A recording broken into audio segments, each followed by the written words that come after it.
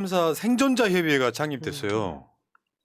뭐씨 유가족 협의회 이놈의 대한민국은 생존자협의회가 창립됐어요. 유족협의회, 생존자협의회.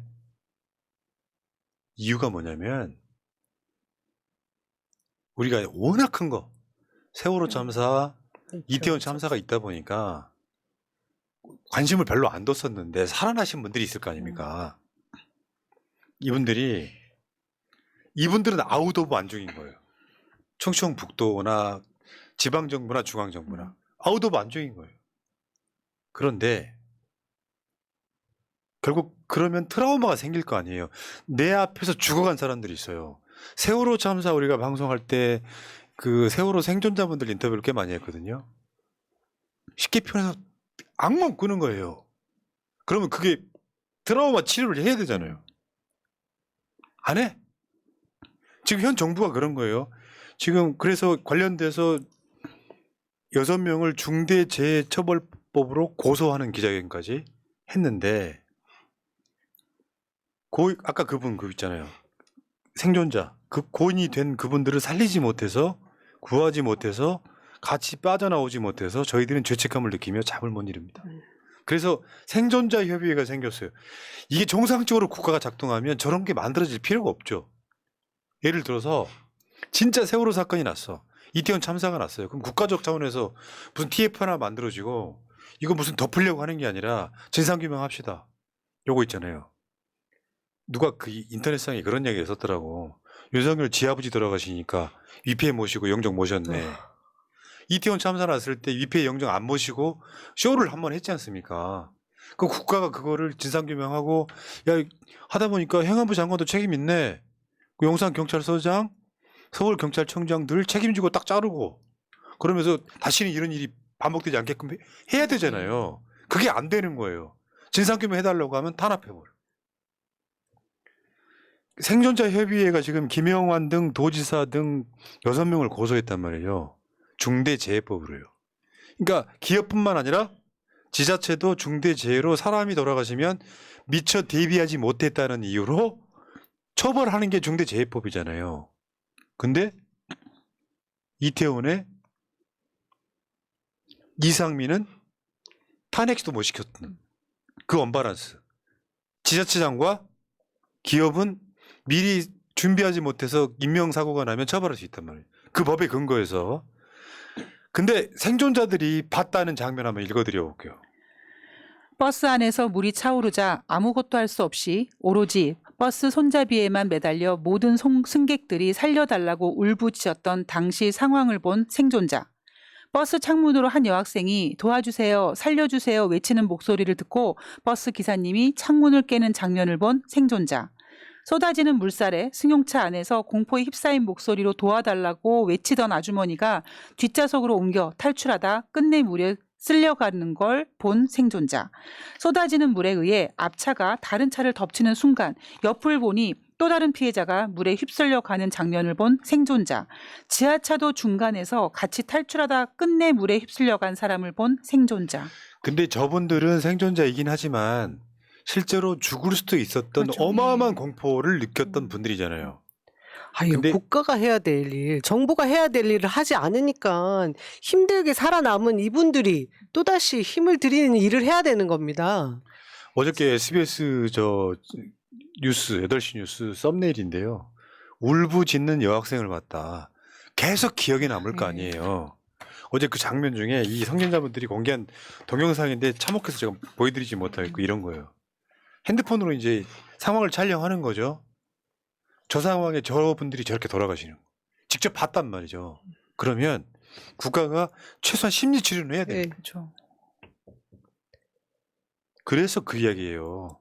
고인이 된 그분들을 살리지 못해서 구하지 못해서 같이 빠져나오지 못해서 저희들은 죄책감을 느끼며 잠을 못 이룬다. 꿈에 나타난다. 그래서 이분들이 이제 그런 분들끼리만 따로 모인 거예요. 생존자협의회라는 거.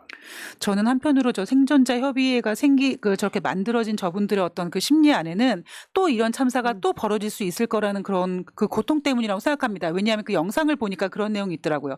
핸드폰으로 계속 여기 물 찬다고 살려달라고 하는데 그쪽에서 뭐라고 하면 잠시만요, 잠시만요 그러고 아무것도 처리하지 못하는 상태에서 제가 만약에 저 자리에 있어서 만약에 생존에 있더라도 아 나는 언제든지 또 이렇게 또 이런 고통을 당하고 다음 고통엔 나도 죽을 수 있겠구나라는 그 고통이 엄청 클 것 같아요. 맞습니다.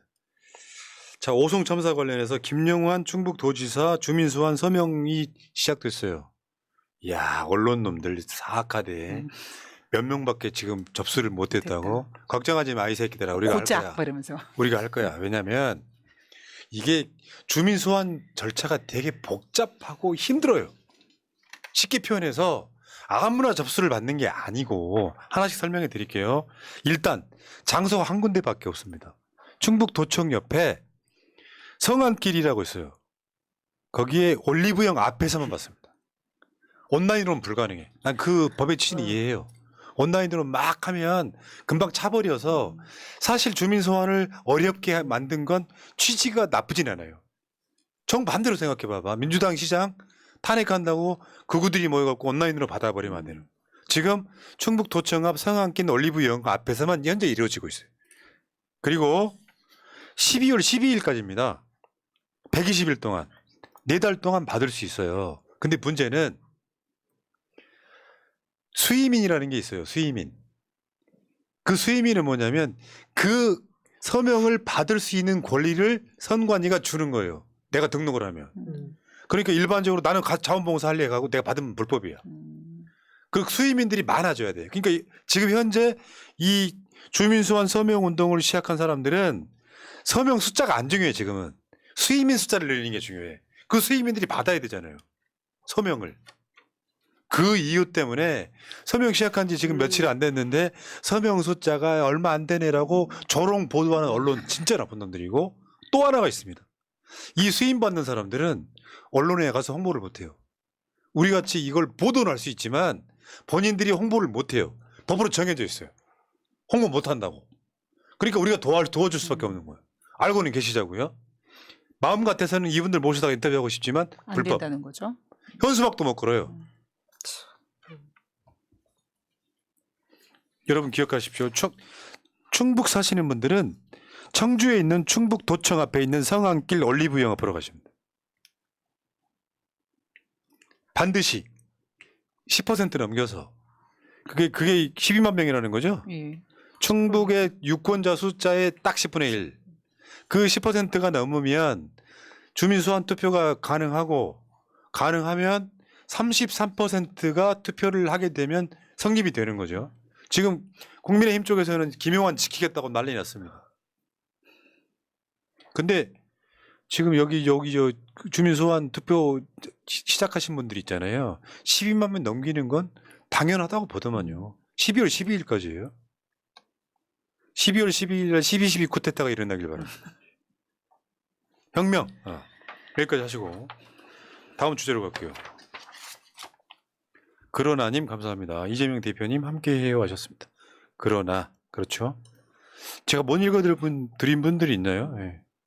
없을고 넘어갈게요. 네. 아니 어떤 분께서 청주 길량맘님, 포나님 어제 찾아갔는데 없어요 없다고요. 이제 시작했으니까요. 시간도 아마 일과 시간에만 가능할 걸로 저는 알고 있거든요. 자 거기 이제 계속 계실 거니까 좀만 기다려 주십시오. 제가 김용환 전에 반드시 끌어내린다. 할 수 있다.